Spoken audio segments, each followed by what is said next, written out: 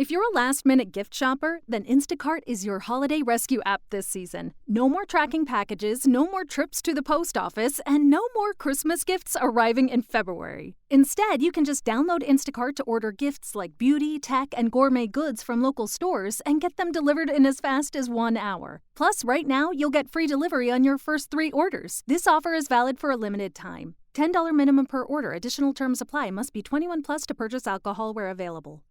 My brother-in-law died suddenly, and now my sister and her kids have to sell their home. That's why I told my husband we could not put off getting life insurance any longer. An agent offered us a 10-year, $500,000 policy for nearly $50 a month. Then we called SelectQuote. SelectQuote found us identical coverage for only $19 a month, a savings of $369 a year. Whether you need a $500,000 policy or a $5 million policy, SelectQuote could save you more than 50% on term life insurance. For your free quote, go to SelectQuote.com. SelectQuote.com. That's SelectQuote.com. SelectQuote. We shop, you save. Full details on example policies at SelectQuote.com/commercials. Welcome to Pretty Lies and Alibis. Join us as we seek the truth and travel the long road to justice. What's going on, everybody? Welcome to another episode of Pretty Lies and Alibis. I'm Gigi Fruit Loop. What's good? Not my stomach, I tell you that. Oh, so I thought you were sick. My daughter told me that she thought you were sick or you weren't feeling good. So I didn't call you all day yesterday or text you or nothing. I wouldn't have answered. Like I was in a coma in the bed all day. My gosh. Oh, that's the worst. I would rather have any common illness other than that. Yeah. And give me a fever. Yeah. Give me like some chugged up sinuses. Don't make me sick, dude. Yeah. So I didn't get to do saws in Birmingham or anything. Oh, no. Yeah. That's a travesty. I did get the sauce though, but well, I mean, there you go. Bring a little of it home, but that's the worst. Well, I hope you feel better, and you have to be careful because of your sugar. So, yeah. All right. So we want to say a big thank you to Debbie for her PayPal donation. She's so generous. Every month she sends us a little donation, and it really helps. Yeah, so she's so sweet. She always sends if something's going on, thinking of you. Oh, yeah, I know. Yeah, we have the best listeners. Mm-hmm. And we want to give a shout out to our sponsor, Two Cool T-Shirt Quilts. It's getting to be Christmas time, guys. So if you celebrate, need a last minute gift that means a lot, get you a quilt with personal T-shirts on it. Yeah, and they can take your T-shirts and make them into a quilt that is too cool. That is awesome. She emailed today and was just checking in, and she said, send me your T-shirt. So I've been so lazy about it, but it's really hard to figure out which ones I want to never put on my body again, like publicly. Yep. I guess I could be one of those people that go to Target wrapped in a quilt, still show off my cool shirts. But there you go. Speaking of shirts, I got a little Janis Joplin. Freedom's just another word for nothing left to lose. So we haven't talked about the Murdaughs in a while. Yeah, it's been kind of slow with that. Yeah, he went to jail. He was October 16th. He's been in since then, so he's been in there a hot minute. Wonder if reality is starting to hit him that this may be his future. It would for me. Yeah. So we're going to talk about, they did a special on Dateline, and then was it 48 Hours? Yeah, I think so. Yeah. So both of them featured this case this weekend. I watched both and just took some notes on things that we haven't covered in the past or things that I didn't know. But first, there's a little bit of news actually today. There was a ruling that Alec, his cash and assets are to be frozen and controlled by court-appointed overseers, which are 2 attorneys. Good. Yes, I agree. And this motion was filed by Mark Tinsley, who's an attorney for Mallory Beach's family in the wrongful death suit against Alec. And Eric Bland, who is the attorney for Gloria Satterfield's family, he put out a statement that says, "You're seeing our justice system act in a way it's designed to act, to protect victims and people who have been defrauded. Our courts have seen that Alec Murdaugh is a dangerous person with a gun, and now it is seen that he is equally dangerous with the pen." I totally agree. That's a scathing little statement, but I love it. Yeah. Because on Dateline, I believe, I don't know which one, they had the boys on there and they seem so sweet. But you see how somebody like Alec could take advantage of them, and that's just gross. Yeah. So And the thing is, nobody's above the law. no, Like, that's why the court system, that's why we have the justice system. exactly. And Yeah. sometimes it sways in the wrong direction, but I think what the Murdaugh family is seeing now is their time is up and it's time to pay the piper when you have defrauded so many people. And then you think about it, there's 5 deaths right now that are under the Yeah. microscope. So it's a big deal. So what they said was that Alec was moving around assets and money was being spent. So on September 16th, we discussed this in a previous episode. Alec signed away his power of attorney to Buster. So on September 23rd, Buster acted on behalf of his father and executed a satisfaction of mortgage with a value of $970,000 for a property in Hampton and Colleton counties. And then on October 1st, Buster used the power of attorney rights to sell his father's share in the Green Swamp Hunt Club for $250,000. This is what Attorney Tinsley said. They're also trying to sell a 31-foot twin outboard boat for $115,000. And in a lawsuit filed by Alec's brother just a couple of days ago on October 29th, the filing details how Buster sold some of his father's assets to offset debts incurred with Palmetto State Bank and from his father's drug treatment. So essentially, and then you have this picture that came out about a week ago of Buster and his uncle at a table in Vegas. Yeah. There's been so much money going every which way. Oh my gosh. I can't imagine once all the stuff, and I think they'll be uncovering stuff for years, probably. There's going to be so much stuff. But man, there's these charges that he's facing now are just a pebble in the ocean compared to what's coming. Yep, exactly. So the FBI is investigating whether or not Alex stole millions from Gloria Satterfield's sons. Right. So we know SLED was investigating that, but now the feds are on that one too. Uh-oh. So Dateline featured the case this weekend, which we talked about. It was said that there was no insurance policies on Maggie and Paul. I was surprised by that. I find that hard to believe, but of course, this is only coming from his Harpoodlin, his attorney. I just find that hard to believe with him being an attorney that neither one of them had life insurance. A little crazy. Yeah. So at the crime scene, they found shell casings from an AR style rifle. The Murdaugh's on a gun that uses this type of ammunition. However, the gun the Murdaugh's on has never been recovered or turned in. So that's interesting. Yeah. Well, we know that they had said that one of the guns used belonged to the Murdaugh family, but the reporter on Dateline said investigators would love to have this gun. And one thing that was said that I did not know in the past is that Maggie fell facing away from Paul and almost like she was running away from something. So I found that interesting.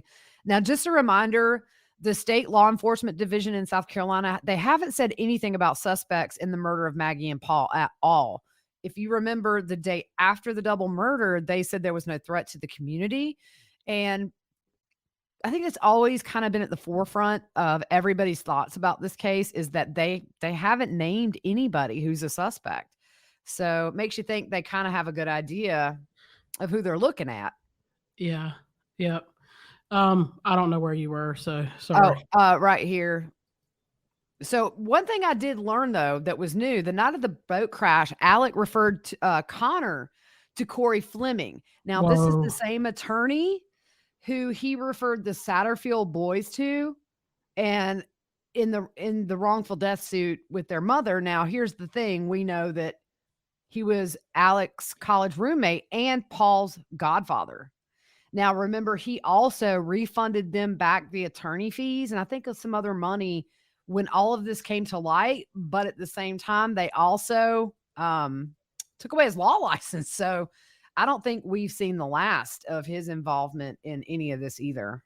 Yeah, exactly. You can't tell me he didn't know that this stuff was, there's no way he thought this was a straight deal. Yeah, exactly. So Curtis Eddie Smith was on Dateline. Remember, he was charged with conspiracy to commit insurance fraud and assisted suicide in the failed roadside shooting. Smith was very emotional on the show. He said he didn't know anything about the insurance fraud scheme. He said for a while it was just an attorney-client relationship, as Alec had represented him in the past for an accident claim. They are distant cousins. Alec called him and asked him to meet him on the road where the shooting was. And he said Alec asked Smith to shoot him in the back of the head, and Smith said it isn't happening. I'm going to tell you right now, I really do believe this guy Mhm. compared to Alec, because he doesn't seem like this crazy murderer dude that would just shoot somebody he's known for 30-something years in the head. Yeah. So he said that on the roadside there, Alec told him that Buster would be better off if he wasn't around anymore. And according to Smith, he said Alec pulled out his own gun and told him to shoot him. And Smith said, no. So Smith said he grabbed Alec's arm and kind of shoved the gun behind him and it went off. But he said the bullet didn't hit Alec and there was no blood on either one of them after this shooting. And I put that in air quotes if you're watching on YouTube, because I don't see any traumatic head injury when he was in custody. No. Like just a short time later. Nope. And they asked him, how positive are you that Alec did not get hit with the bullet? And he said, I'm 1,000% positive. Wow. But he kind of panicked and he said he put the gun in his truck and drove off, but he says he did nothing wrong. And I can kind of see that.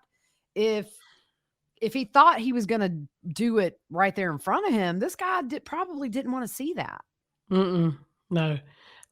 This sounds like Alex Cox with a hit upside the head with Charles. Yeah. Sitting there on the sidewalk, rubbing the back of his head to keep it bleeding. What a joke. Yeah. So Harpoodlin, he called Curtis Smith Alec's drug dealer of a decade or more. And Smith said, I've never sold him drugs. We now kind of find out too that he's linked to this drug gang down in Walterboro, South Carolina, called the Cowboys. And that's kind of where this drug stuff apparently was coming from with Alec. So they also had Gloria's family on the show on Dateline, and her sister said that Gloria loved Paul and Buster like her own sons. Now, I thought it was interesting because Gloria's sister actually went to high school with Alec, and their sons played baseball together. So after the accident with Gloria, which if you remember, they said she tripped over some dogs on the stairs and fell and hit her head. She was in ICU for 21 days. And the last day her sister told her she'd be back tomorrow and that she loved her.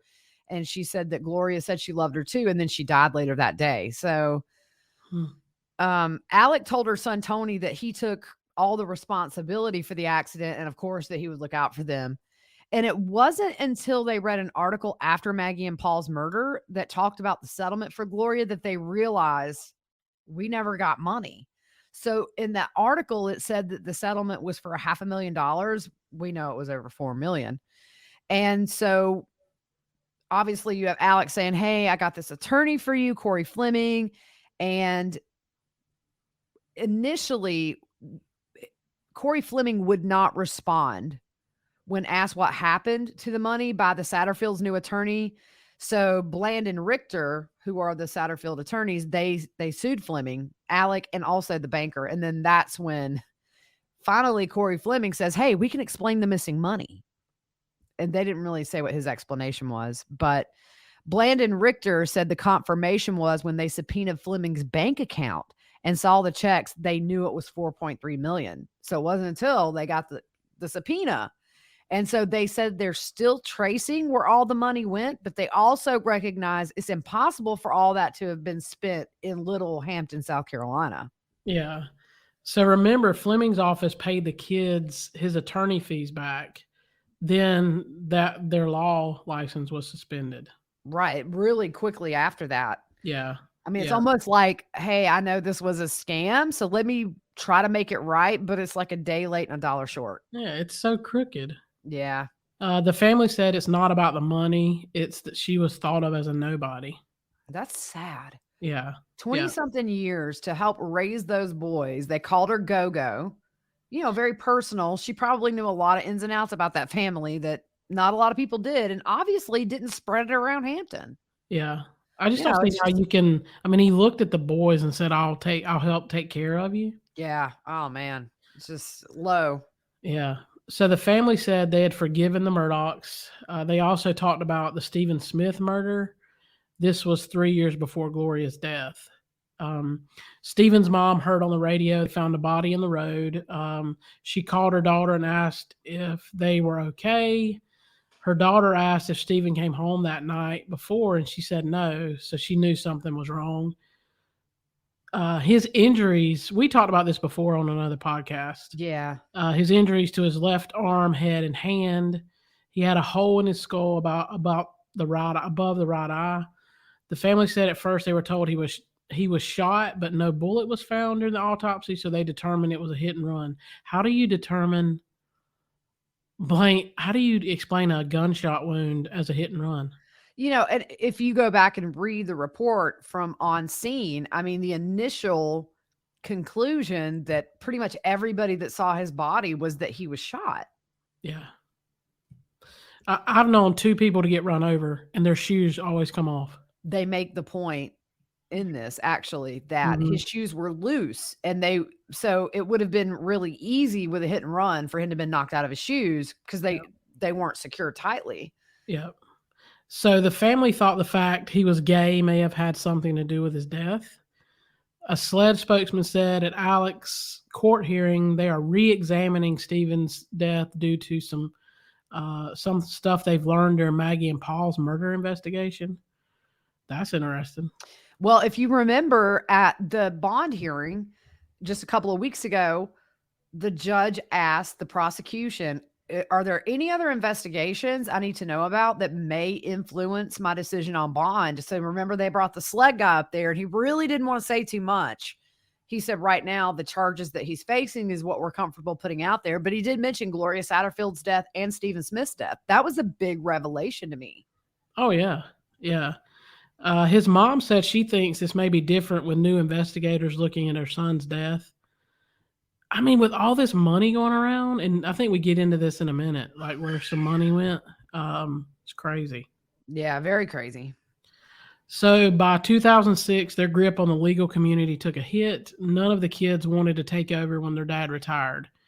There's no money in public service, but the law firm was raking in the money. It was said the juries in Hampton County gave much larger settlements compared to neighboring counties. Yeah, I mean, in a big way. It's not like a little bit of a difference. It was much larger settlements to the Murdaughs. So 2 days before the roadside shooting, Alec borrowed $75,000 from Randy, which is his older brother.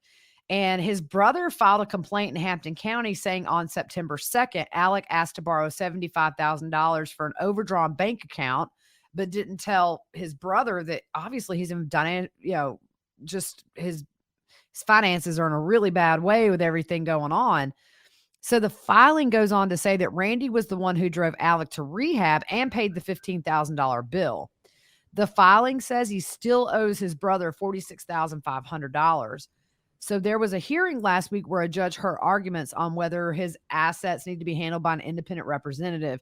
Well, they say the 3 lawyers say that Alec was trying to conceal millions that could be given to their clients in settlements. We know today they just froze those assets, which is not good news for Alec. I'm starting to wonder if he's going to end up needing a public defender. Is he going to be declared oh God, it's too early.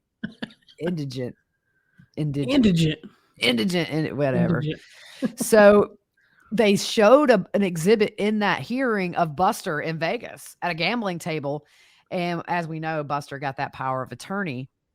So the motion says not only has he been shifting money, he's also been selling off property after he turns his finances over to Buster, which we just went through. And the filing says that one asset that Alec was trying to sell was a tractor and rotary cutter. So he offered these items to his brother in exchange for canceling the debt in the amount of $43,500. And so his brother accepted that. But his brother's saying, okay, but even with that, I need a settlement for $46,500. And one thing too, there's a notice posted on the Edisto Beach house that they have past due taxes in the amount of $7,000. It's weird. They have all this money, yet they owe people all kind of money. Oh yeah. So there was another filing on Friday by John Parker, who's a former colleague of Alec, saying he owes him $477,000. Sheesh. Fruit Loop, you've never loaned me $477,000. My feelings are hurt.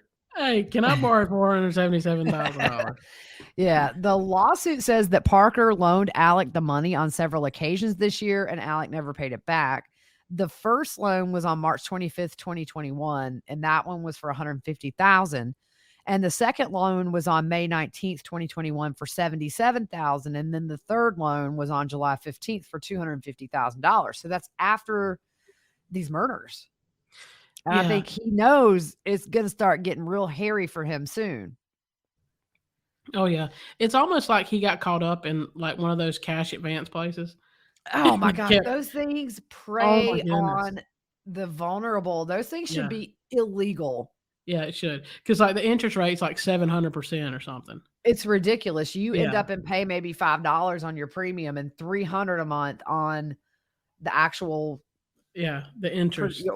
Interest. Yeah. I mean, I've been in hairy situations in the past. Believe me, I know from experience. But yeah, thank God I'll never do that again. I mean, I think the state grand jury is looking into a money trail between Alec and the drug gang called the Cowboys. So Alec would write checks to someone who would turn around and write checks to couriers to buy drugs. That just seems so stupid. It is the dumbest thing you can do when you're breaking the law, is leaving a paper trail. Yeah.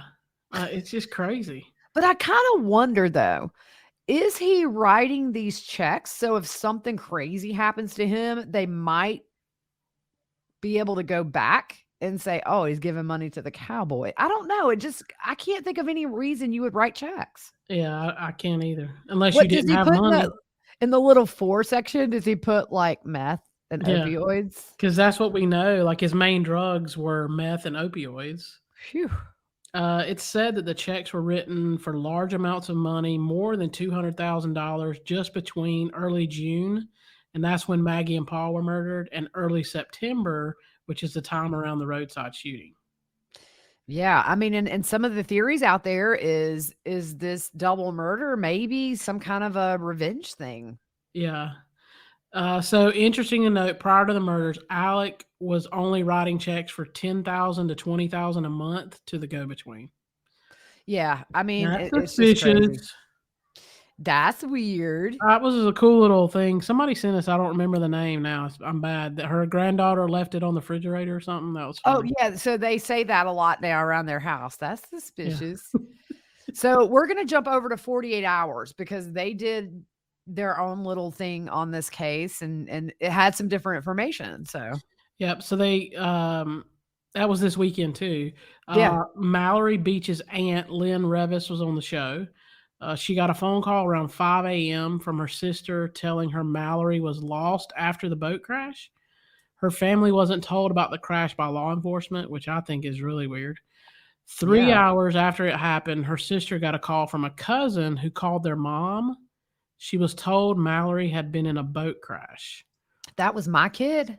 I would be I can't even imagine. Yeah. So the family went to the site and then she wasn't found until the 8th day. And she was about 5 miles down the river. So the Murdaughs, including Paul, was at her funeral. Dude, I'd have called a charge at the funeral because I just don't understand. How do you have that much gall to? I don't know. That's a Southern word. Yeah. So Deputy Domino, he was there the night the boat crash happened. He said when Anthony Cook got into his patrol car, Anthony saw Paul walking around and smiling. And he tried to rush through Domino to get to Paul. And Anthony was telling this Sergeant Domino at that time, do you know Alec Murdaugh? That's his son.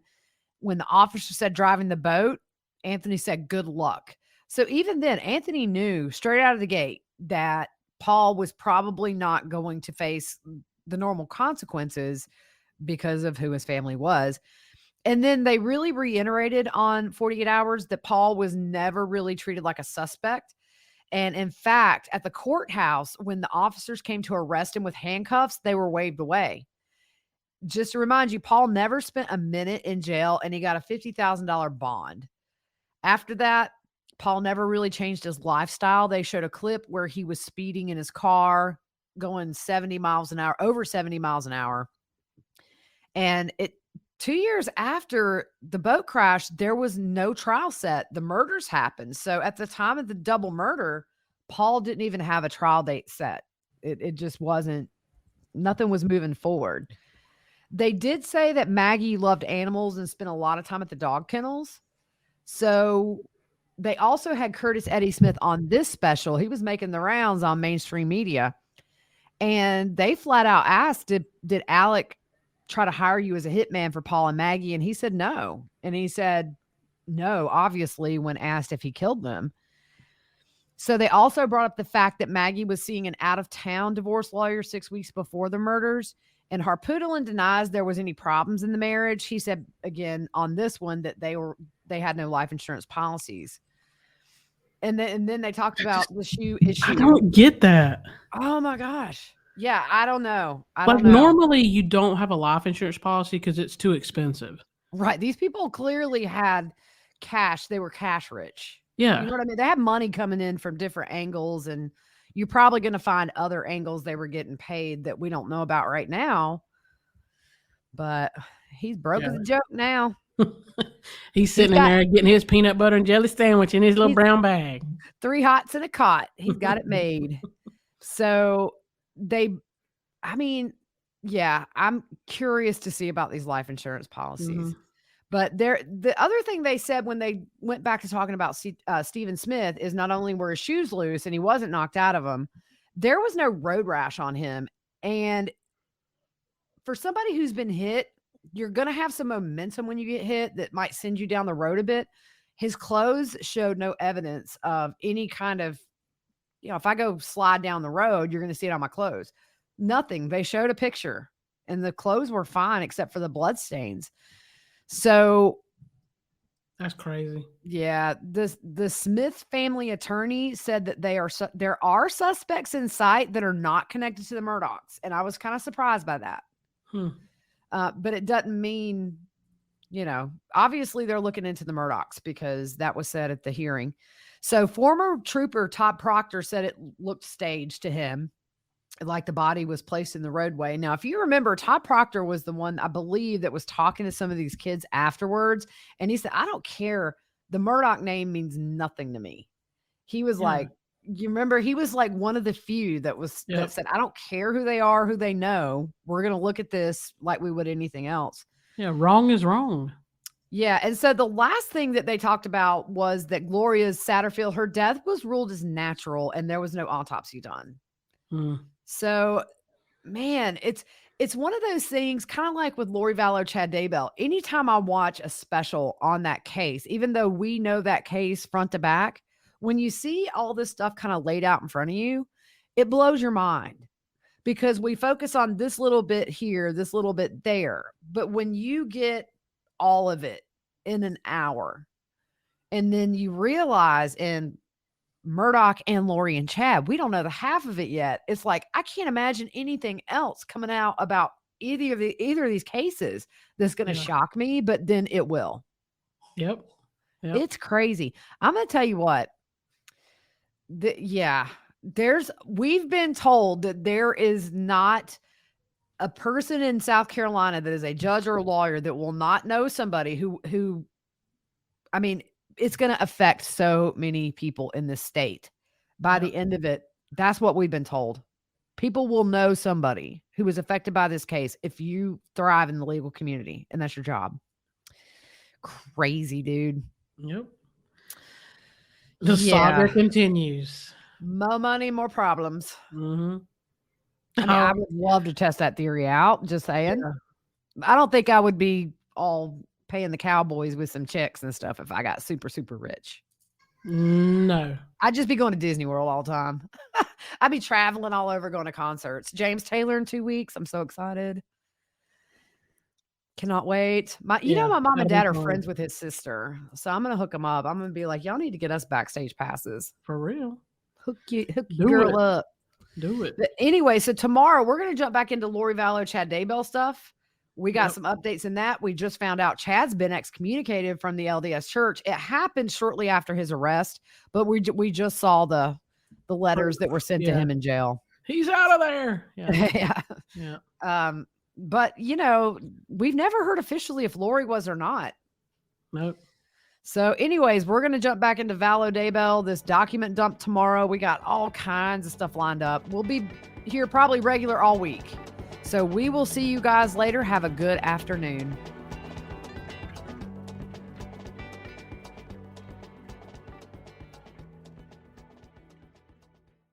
The holidays start here at Baker's with a variety of options to celebrate traditions old and new.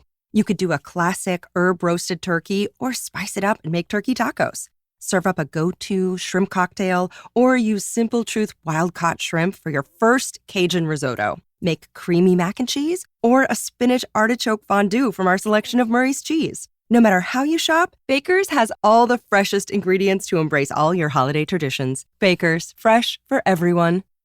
The holidays start here at Baker's with a variety of options to celebrate traditions old and new.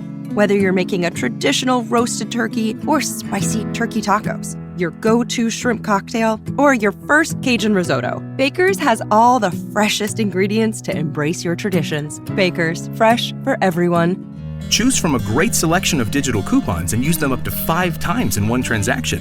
Check our app for details. Baker's, fresh for everyone.